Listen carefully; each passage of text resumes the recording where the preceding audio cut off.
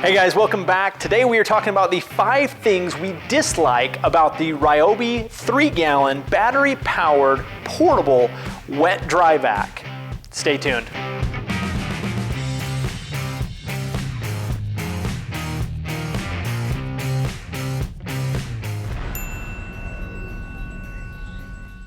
All right guys, number 1 on our list, again in no particular order, the first thing we dislike about this vacuum is actually its capacity. Right in the name, it is a 3-gallon wet dry vac. However, we've tested it with 3 gallons of water and we're not able to get 3 gallons of water into this vacuum. So right off the bat, would like it if it was just a little bit bigger. Now obviously you can go with a bigger 6-gallon or a different brand, but for a 3-gallon size, we'd really like to see 3 gallons of content in the vacuum.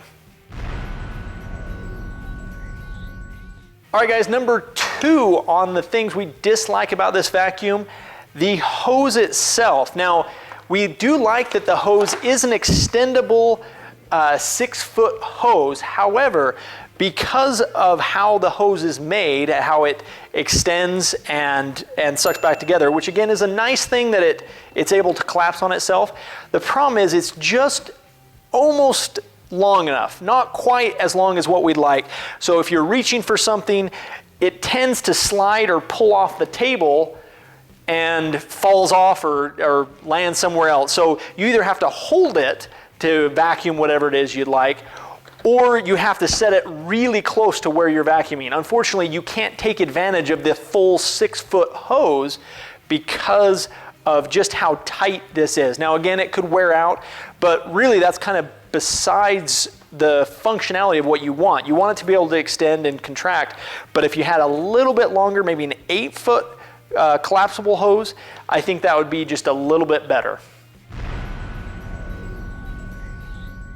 All right guys, the third thing we dislike about this vacuum is actually where and how the quality of the tools, the way that the tools mount on here. Now, we do like that it has the tools on here, but the way and the plastic that is holding these tools is not quite there. It feels like they're gonna fall off or break off. I've seen other videos where the clips or the clasp will actually pull off because people will grab it in a funny place.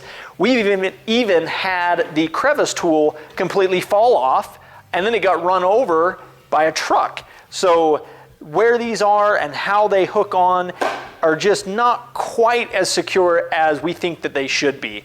It'd be really nice if they were either more secure or if there was a latching system of some kind that held them in place, because they'll fall off and could get run over. All right guys, the fourth thing we don't like about this tool is the fact that it is battery powered only. It would be really nice if this was either dual powered or if you had some kind of modification to make it wall powered or plug powered. Now with the ever expanding line of batteries that Ryobi has, they're 6 amp hour and 9 amp hour. The runtime is almost negated, but if you don't have those, if you only have 1 or 2 4 amp hour batteries, or maybe even you only have a 2 amp hour battery, the runtime on this is not great. It would be really nice if you could extend your runtime, especially when you're in the shop or in your garage and had access to power. It'd be nice to be able to plug that in. All right guys, the last thing we don't like about this vacuum is actually how it empties, the container system and the way that you have to empty the vacuum. To empty the vacuum, you release these latches here and remove the entire top, which is all fine and that's nice. The issue comes when you actually have to pour the contents, whatever you have, out. There's actually a lip around the entire base of the container, which means there's not really a good place to pour it out.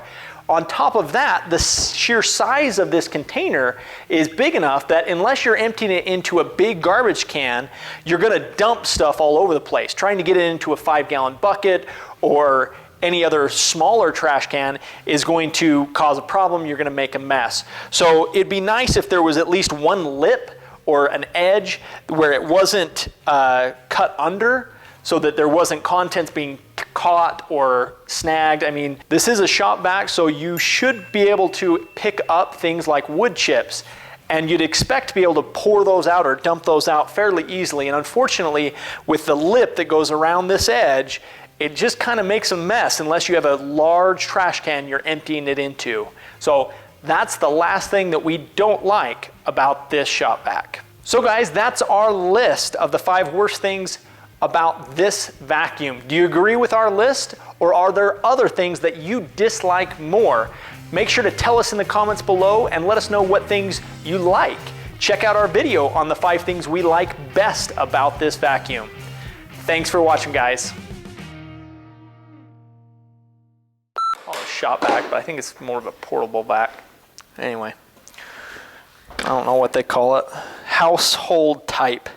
It actually says household type. It's interesting. Oh, and here's the project wet dry vac. Yeah, project vac. See, and that's the thing. Even more so, if you're using it inside the house, I would expect it to be able to, you'd be able to empty it. Anyway, that was an issue because you can't even empty it into a 5-gallon bucket. Anyway, okay. That was rambly all over the place. It worked. It seemed like it didn't work in your mind. Got the message across. Yeah.